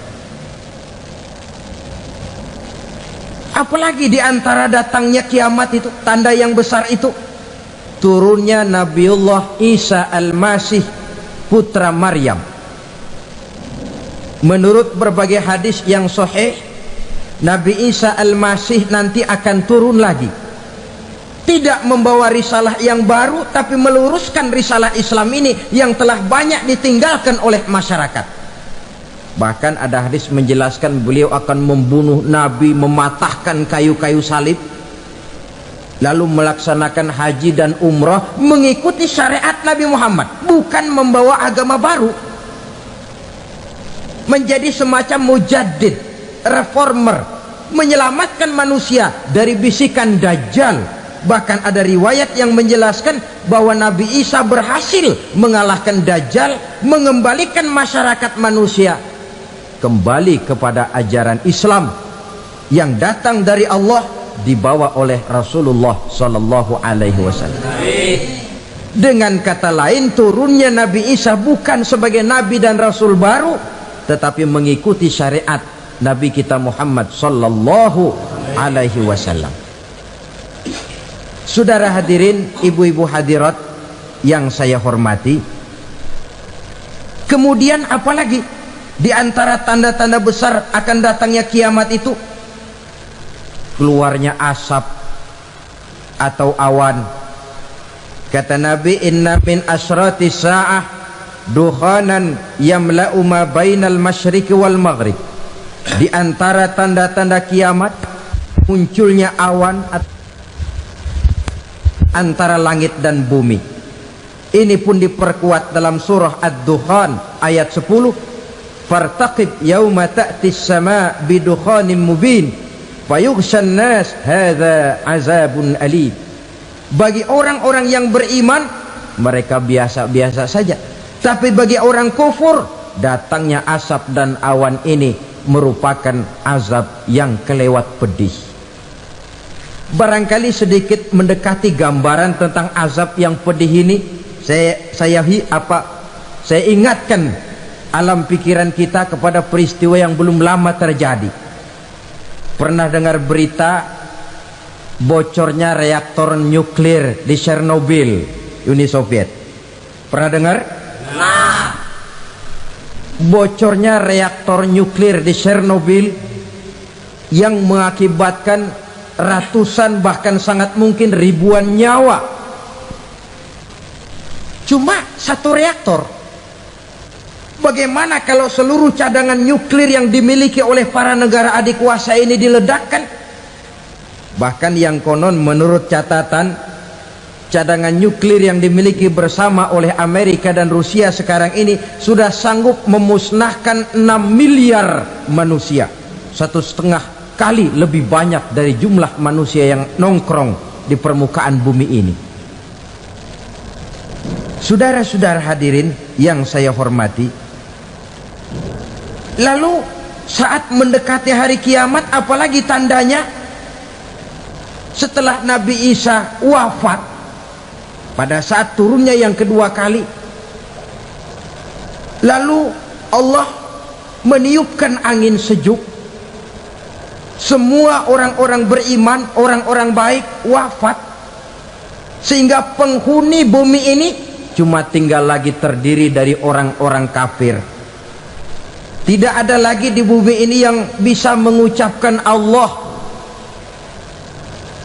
Sehingga dalam hadis qudsi itu ada keterangan, innallaha azza wa jalla yaqulu li Israfil. Allah pernah pesan kepada malaikat Israfil, Kata Allah, Israfil, "Idza sami'ta qailan yaqul Allah Allah fa akhirin nafakh 40 sanatan ikraman liqailiha." Hai Israfil, apabila kau dengar di permukaan bumi masih banyak orang yang mengucapkan Allah Allah, maka tunda sangkakala kiamat itu 40 tahun. Untuk apa? Ikraman liqailiha, menghormati orang yang mengucapkan Allah Allah itu. Wah, jadi karena sekarang masih banyak yang mengucapkan Allah, besar hatilah kita, masih jauh kiamat itu.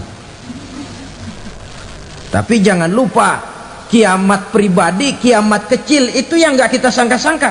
Ajal datang mencabut nyawa, itu kiamat pribadi, dan itu yang pasti kita hadapi, dan itu yang membuat kita tidak boleh bersikap main-main di dalam kehidupan sekarang ini.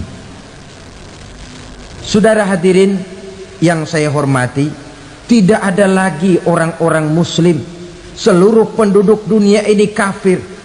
Lalu terciptalah struktur sosial yang berlandaskan prinsip hidup semau gue. Bakal terjadilah prinsip di mana yang kaya menyantap yang miskin, yang kuat menindas yang lemah. Hidup sudah bagaikan di rimba belantara, berlaku hukum rimba, siapa yang kuat dia yang menang, siapa yang lemah menjadi mangsa.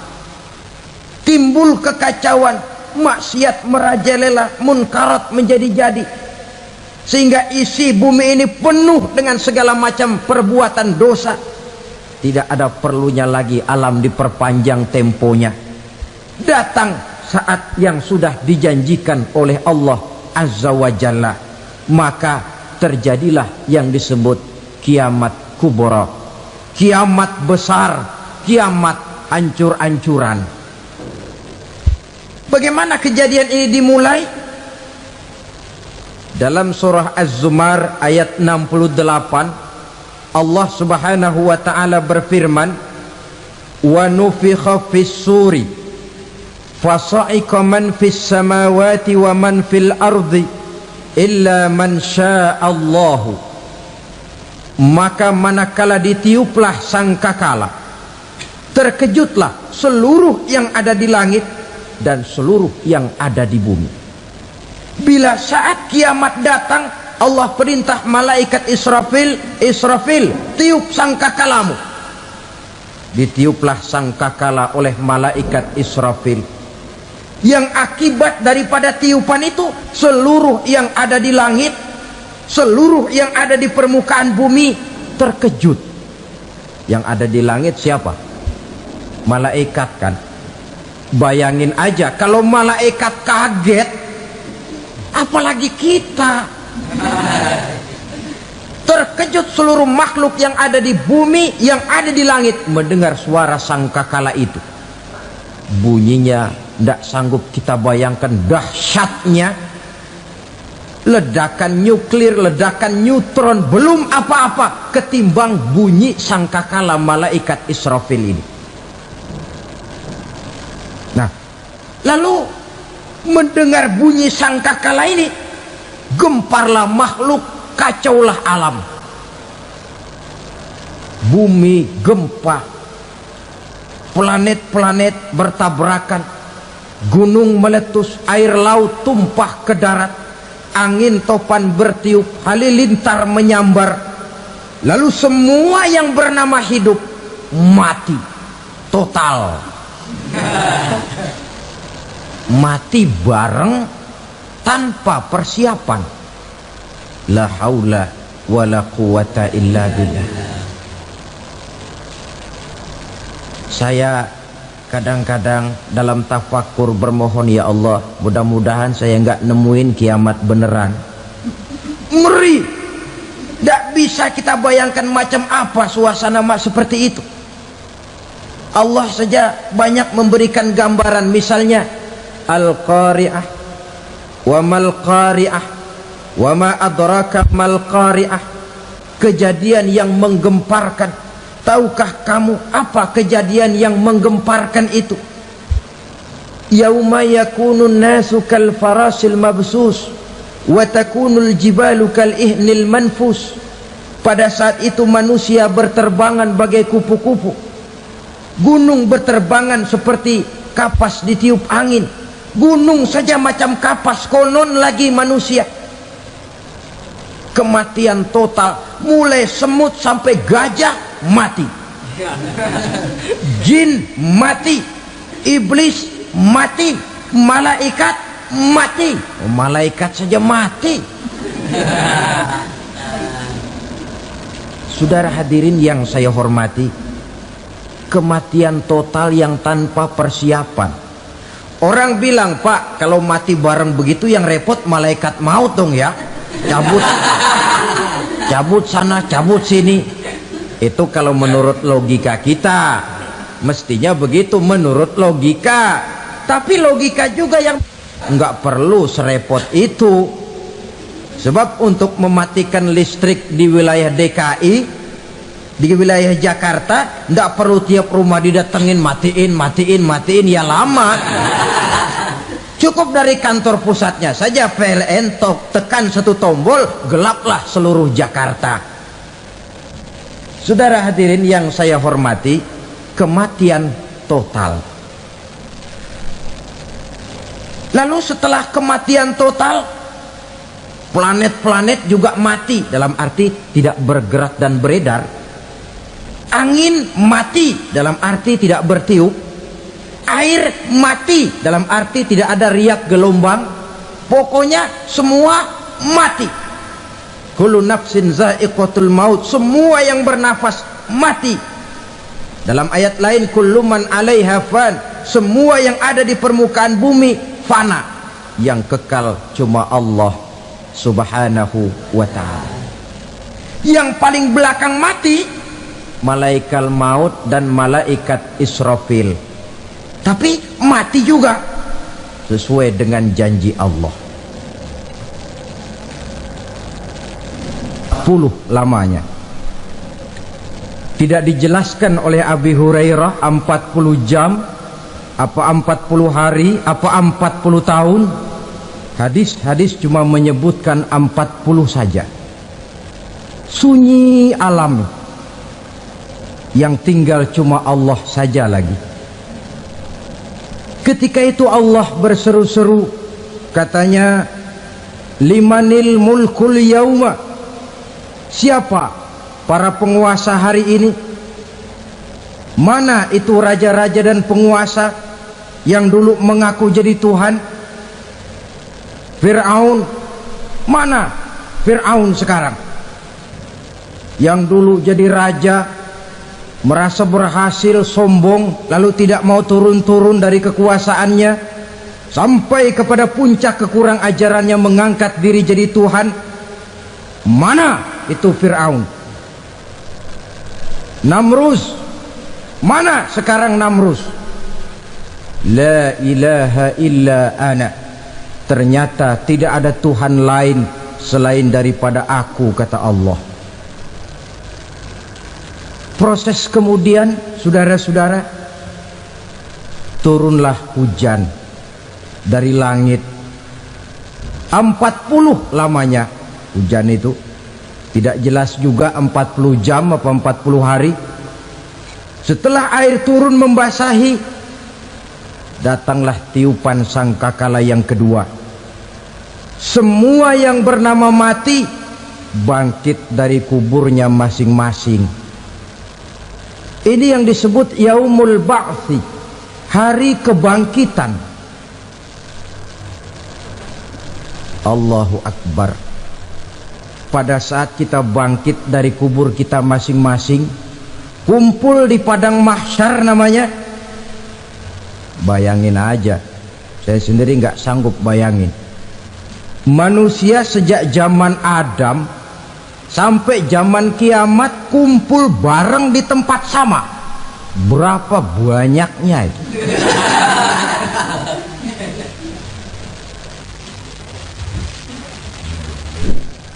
Dan yang luar biasa menurut satu riwayat, pada saat bangkit itu, Masya Allah, roman muka kita berubah,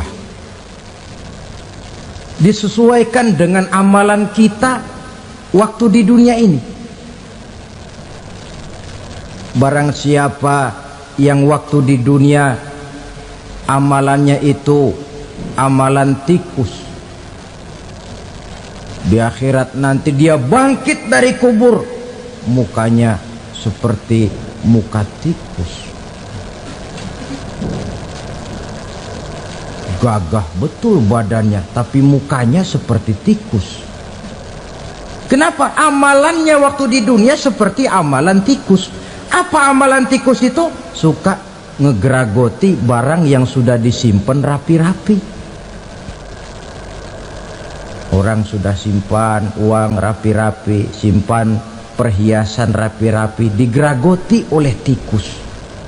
Maling-maling, pencoleng-pencoleng, koruptor-koruptor, itu nanti di akhirat nanti kita lihat mukanya seperti muka tikus. Oh, ini waktu di dunia suka nyolong, hanya seperti muka tikus. Barang siapa yang waktu di dunia ini amalannya itu amalan macan, dia akan bangkit nanti mukanya seperti muka macan. Apa amalan macan? Macan itu amalannya menang-menangan. Orang yang mau menang saja nggak mau mengalah. Coba lihat di hutan, kenal hutan nggak? Di hutan, raja hutan di mana-mana pasti macan, betul kan? Betul. Padahal hutan belum pernah bikin pemilihan umum.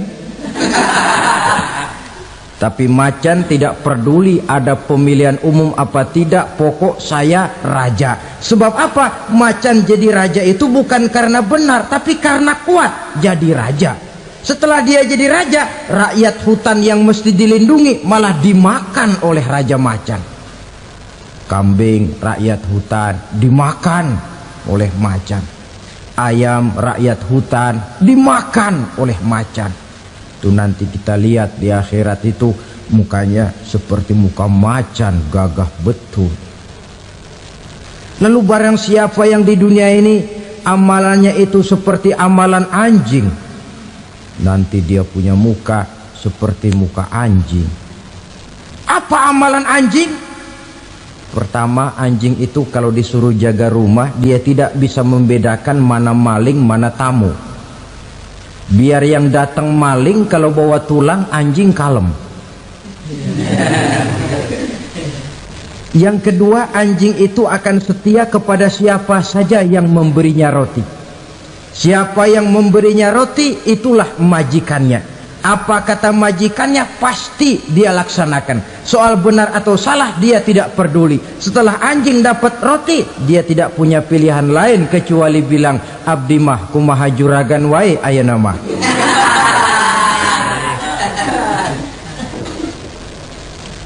Saudara hadirin yang saya hormati, berkumpul di padang mahsyar, tiap orang sibuk dengan persoalannya masing-masing. Matahari waktu itu didekatkan oleh Allah, panas luar biasa. Ada yang saking panasnya itu mencucurkan peluh keringat sampai sebatas mata kakinya. Ada yang keringatnya sampai sedengkulnya, ada yang keringatnya sampai sepusatnya, ada yang keringatnya mengalir sampai sebahunya. Ada yang kelelap oleh keringatnya sendiri, sementara orang di sampingnya nggak apa-apa. Bergantung lagi amalan dia waktu di dunia ini. Saudara-saudara, sebagian orang dalam kepanikan padang mahsyar berombong-rombong datang mereka menghadap Nabi Adam. Ya Adam, anta abal bashar. Hai Adam, Tuhan adalah bapak moyang manusia. Kami sebentar lagi akan disidang, dimintakan pertanggungan jawab. Tolonglah kami, hai Adam. Kata Nabi Adam, Jangankan nolongin sampean, saya sendiri tanggung jawab di hadapan Allah ketika dulu tidak boleh makan khuldi, saya serobot. Sudahlah, urus diri masing-masing saja, nafsi. Begitu kata Nabi Nuh, begitu kata Nabi Ibrahim. Tiap orang bertanggung jawab sendiri-sendiri. Ketika itulah saudara-saudara, nikmatnya menjadi umat Nabi besar Muhammad sallallahu alaihi wasallam. Sebab apa? Walaupun menurut abjad kita ini umat paling belakang, paling belakang kita ini toh, karena Nabi Muhammad adalah Nabi akhir, tapi akan dihisap lebih dulu, lewat di atas sirat lebih dulu, masuk surga lebih dahulu ketimbang umat-umat belakangan. Ketika Rasul mendekati ajal, beliau tanyakan itu kepada malaikat Jibril. Malaikat Jibril berkata, Muhammad, jangan khawatir, Allah sudah berjanji, inni haramtul jannata ala sairil anbiya hatta tadkhulaha anta wa haramtuha ala sairil umami hatta tadkhulaha ummatuka. Surga aku haramkan buat seluruh nabi kecuali kalau engkau Muhammad sudah masuk ke dalamnya, dan surga aku haramkan buat seluruh umat kecuali kalau umatmu Muhammad sudah masuk ke dalamnya. Logikanya, walaupun menurut abjad kita umat paling belakang, bakal dihisap paling dulu, lewat di atas sirat paling dulu, masuk surga paling dulu, kalau mampir ke neraka juga paling dulu. Ya resiko. Jangan mau enaknya aja paling dulu. Saudara hadirin yang saya hormati, setelah masa kebangkitan itu jangan dikira begitu bangkit langsung diperiksa, masih menunggu menanti ribuan tahun perhitungan padang mahsyar untuk sampai kepada proses yang disebut yaumul hisab, hari perhitungan. Seorang demi seorang bakal dipanggil. Bayangkan saja, kita se-RT saja di absen, kadang-kadang perlu waktu lama. Ini manusia sejak zaman Nabi Adam sampai datang hari kiamat, satu demi satu disidang di hadapan Qadhi Rabbul Jalil. Status sosial copot sudah waktu itu. Yang pernah jadi hartawan di situ tidak lagi kelihatan kehartawanannya. Yang pernah jadi jenderal tidak lagi dipanggil jenderalnya. Yang ustadz tidak lagi dipanggil al-mukarramnya. Seluruh status sosial selesai. Dipanggillah kita seorang demi seorang menghadap Qadhi Rabbul Jalil. Bagaimana proses penghisaban itu? Pertama, proses tanya jawab. Di antaranya ada hadis menyatakan, lan tazula qadama 'abdin yaumal qiyamah hatta yus'ala an arba'i khisalin. Besok di hari kiamat tidak akan bergeser telapak kaki seorang hamba sampai dia ditanya lebih dulu tentang 4 persoalan. Tentang ilmunya, kemana ilmu itu diamalkan. Tentang umurnya, di mana umur itu dihabiskan. Tentang masa mudanya, kemana masa muda itu dipakai. Tentang hartanya, dari mana harta itu didapat dan kemana harta itu dibelanjakan. Ini termasuk proses tanya jawab. Jadi kalau istilah pengadilan dunia, nama Fulan bin Fulan. Kamu waktu di dunia diberikan umur panjang untuk apa? Pernah mengalami masa muda, kemana kau habiskan masa remajamu? Kau diamanahkan ilmu, dengan apa ilmumu kau amalkan? Kau diberikan harta, dari mana harta kau dapat, kemana kau belanjakan? Tak seorang pun yang bisa mungkir. Sebab apa? Dikala itu yang menjadi saksi bukan orang. Yang menjadi saksi adalah seluruh anggota badan kita. Tangan bicara, kaki jadi saksi terhadap seluruh amalan yang pernah kita kerjakan pada saat kehidupan di alam dunia ini. Selesai proses tanya jawab, lalu diperlihatkan buku catatan kita waktu hidup di dunia ini. Jangan lupa Allah itu menyiapkan 2 superkomputer kepada kita, sebelah ditempelin sebelah kanan, yang sebelah tempelin di sebelah kiri. Komputer itu namanya Raqib dan Atid, 2 malaikat yang apabila baik kita lakukan, refleks saja akan menulis kebajikan kita. Jahat kita kerjakan, akan tertulis. Catatan itu nanti diperlihatkan kepada kita.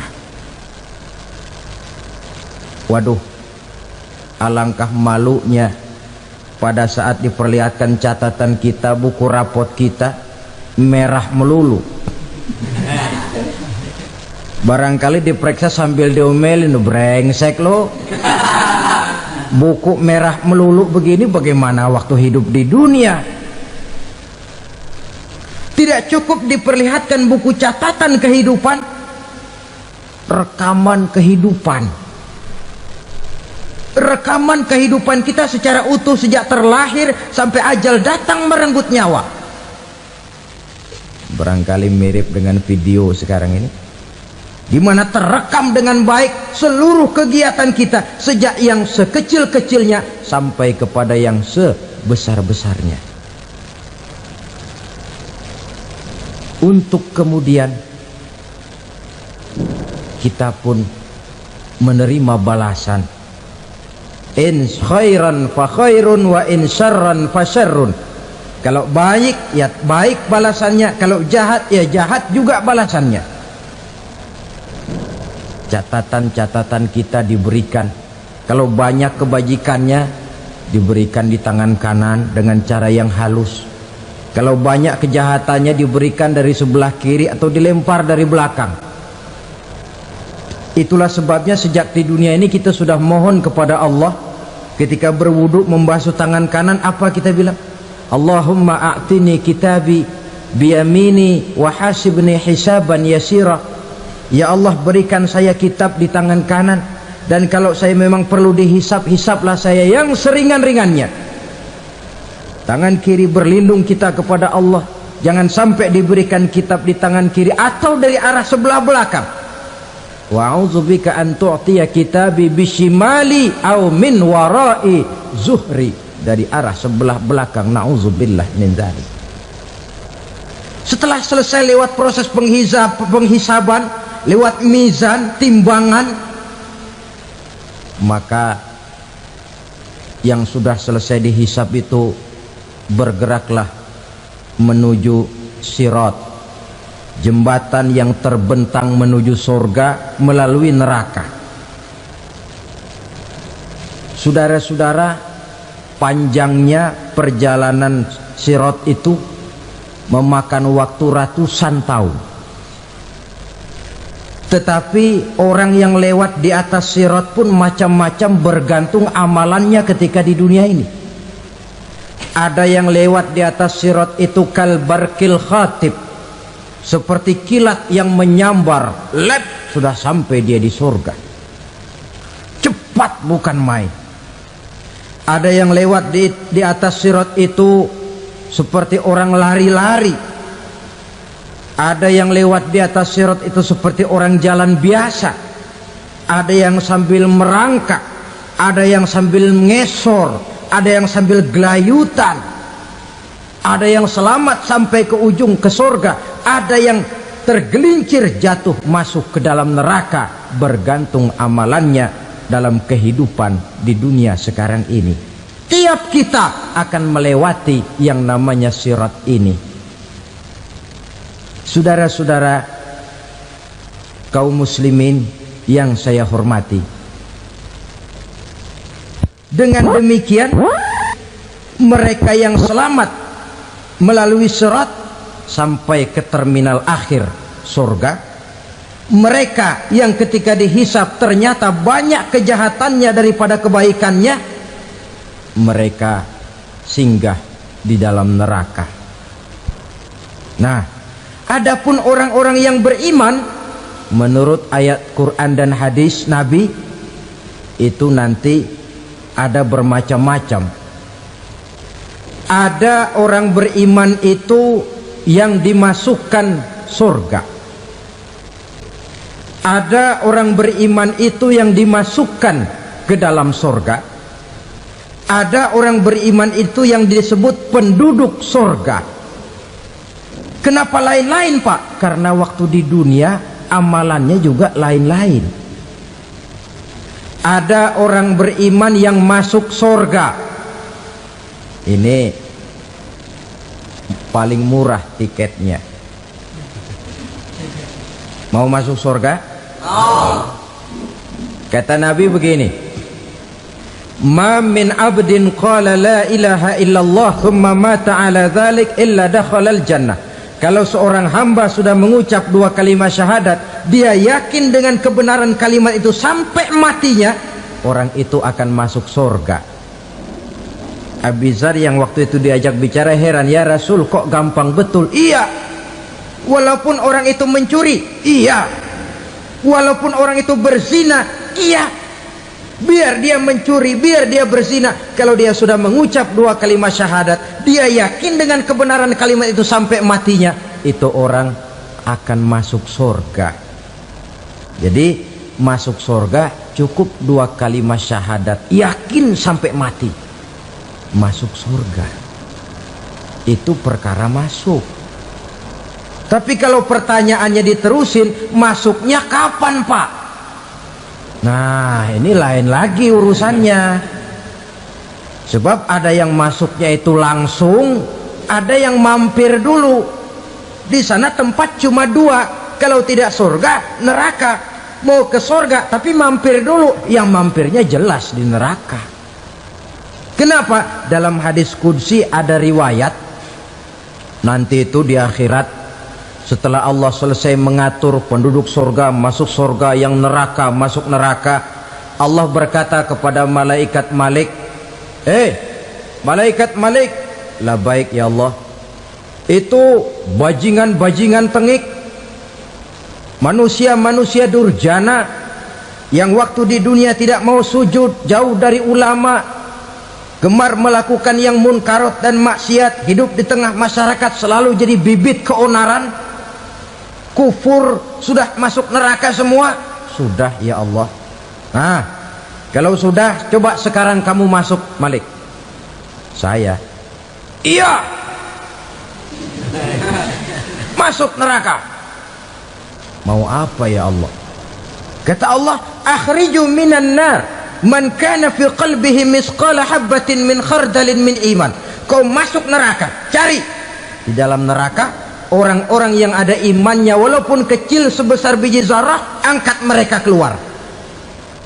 Masuk malaikat Malik ke neraka, cari orang yang ada imannya, korek-korek. Ya repot, udah pada gosong. Yang ada imannya diangkat ke atas, yang ada imannya diangkat ke atas, lalu dimandikan di Nahrul Hayat, namanya sungai kehidupan di akhirat nanti. Cakep lagi rupanya, bersih lagi wajahnya, apel di hadapan Allah. Kata Allah, bagaimana mas? Kapok nggak sampean? Kapok ya Allah. Nah, kalau kapok, idhab fadkhulil jannah, pergi masuk surga sana. Berangkat mereka ke surga, ketemu sama teman-temannya yang udah sampai lebih dulu, yang nggak pakai mampir lagi. Terjadi dialog. Kata teman-temannya yang udah pada nyampe duluan, mas, iya, emang baru sampai? Saya baru sampai. Memang mampir di mana dulu mas? Kita sudah lama sampai di surga. Saudara buka surah Al-Muddatsir ayat 34-35. Ma salakakum fis saqar? Kenapa kamu mampir di neraka Saqar? Qalu lam naku minal musallin. Mereka menjawab, kami mampir di neraka Saqar mas, gara-gara dulunya kami waktu di dunia ndak pernah sholat. Ndak pernah sholat? Ndak pernah. Kan rumahnya dekat masjid, cuma dekat doang mas. Sholat mah enggak saya.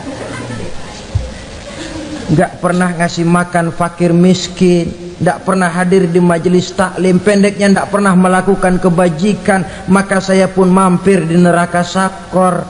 Untung betul saya punya iman mas sedikit. Waktu hidup di dunia dulu saya pernah mengucap 2 kalimat syahadat, sekali-kalinya waktu mau kawin. Masya Allah. Untung saja kawin, kalau nggak kawin polos.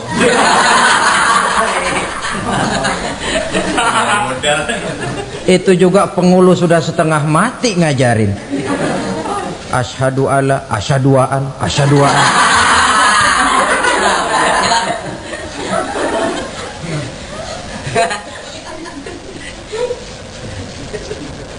Ini namanya masuk surga, ada mampir dulu. Ada pula orang mukmin itu yang dimasukkan surga. Namanya dimasukkan kan terima beres. Saya masuk ke rumah, jalan sendiri, cari tempat sendiri. Saya dimasukkan ke dalam rumah, terima beres, pokok ada di dalam, itu dimasukkan namanya. Nggak pakai mampir. Tapi tentu tiketnya lebih mahal ketimbang yang pertama tadi. Apa kata Allah? Innal ladzina amanu wa amilus salihat la ukaffiranna anhum sayyi'atihim wa la udkhilannahum jannah. Sesungguhnya orang-orang yang beriman kemudian beramal soleh, kami hapuskan segala dosa dan kesalahannya, kami masukkan mereka ke dalam surga. Lihat ayatnya, Allah yang memasukkan, kita yang dimasukkan. Tidak pakai transit, tidak usah mampir. Cuma tidak cukup syahadat, tidak cukup amanu, tapi diiringi dengan wa amilus salih. Iman, amal. Tidak cukup syahadat, lalu dibuktikan dia sholat, dia zakat, puasa, lalu dia melakukan berbagai macam kebajikan. Ini yang menyebabkan dia tidak pakai mampir di tempat yang bernama sakor. Lalu ada pula orang mukmin itu yang disebut penduduk sorga. Wah, ini sudah VIP ini. Ashabul jannah, penduduk sorga. Siapa mereka? Kata Allah, innal ladzina amanu summa istaqamu fala khaufun alaihim wala hum yahzanun ulaika ashabul jannah hum fiha khalidun. Sesungguhnya orang-orang yang beriman lalu istiqamah, tetap dalam melaksanakan perintah Allah, tidak goyah, tidak labil tapi stabil, istiqamah, mereka tidak takut dan tidak bersedih hati. Merekalah penduduk surga. Iman, istiqamah. Tidak punya duit, sembayang. Banyak duit, sembayang. Miskin, sembayang. Kaya, tetap sembayang. Istiqamah. Kadang orang kalau susah rajin ke masjid, banyak duitnya ngelihat masjid melengos. Waktu miskin hamba Allah, setelah kaya jadi hamba harta. Bergeser, tidak ada nilai istiqomahnya. Saudara-saudara, dengan begitu penduduk neraka itu dua. Ada penduduk permanen, ada penduduk yang semi permanen. Yang semi permanen orang-orang beriman yang mempunyai dosa besar. Mereka masuk ke neraka untuk menerima azab sesuai dengan dosanya. Bila selesai masa azab itu, mereka akan diangkat untuk ditempatkan kembali ke dalam surganya Allah Subhanahu wa ta'ala. Nah, dikala itulah saudara-saudara, ada yang disebut syafaat dari Rasulullah Sallallahu Alaihi Wasallam. Tapi tentu jangan lupa, syafaat ini ibarat kain menambal dia. Kita punya kain bolong-bolong sedikit, syafaat yang menambal. Solat kita ada kurang dikit, sedekah kita ada campur riak dikit, amalan kita ada tidak karena Allah dikit, kita berharap syafaat. Jadi biarlah kain masih bolong-bolong, yang penting punya kain. Tapi kalau kainnya tidak ada, yang ditambal apanya? Solat tidak, puasa tidak, zakat tidak, berharap syafaat saja. Ya, terlalu berlebihan itu. Saudara hadirin yang saya hormati, apabila selesai proses penghisaban, proses penghitungan, maka dikala itulah manusia terbagi dalam dua kelompok besar. Fariqun fil jannah wa fariqun fis sa'ir. Sekelompok orang-orang beruntung yang masuk ke dalam surga, dan sekelompok lagi masuk ke dalam neraka. Akan memakan waktu untuk menceritakan sifat surga dan neraka, tapi insya Allah pada kesempatan pertemuan lain saya sampaikan. Namun sebagai gambaran umum cukuplah saya sampaikan sebuah hadis qudsi. Allah jelaskan, a'dadtu li'ibadiyas salihin ma la aynun ra'at wa la uzunun sami'at wa la khatara fi qalbil bashar. Aku sediakan buat hamba-hambaku yang soleh, yang tidak pernah terlihat oleh mata, tidak pernah terdengar oleh telinga, dan belum pernah terdetik dalam hati manusia.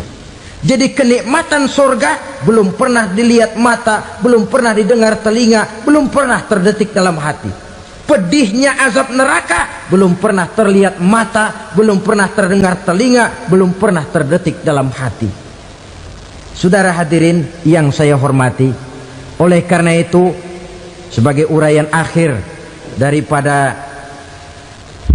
kiamat ini, marilah sama-sama kita memanfaatkan hidup dengan sebaik-baiknya supaya jangan timbul penyesalan di hari kemudian nanti. Mudah-mudahan kita seluruhnya diselamatkan Allah dari azab neraka dan mendapat surga dan ridhonya. Sekian dan demikianlah pertemuan kita kali ini.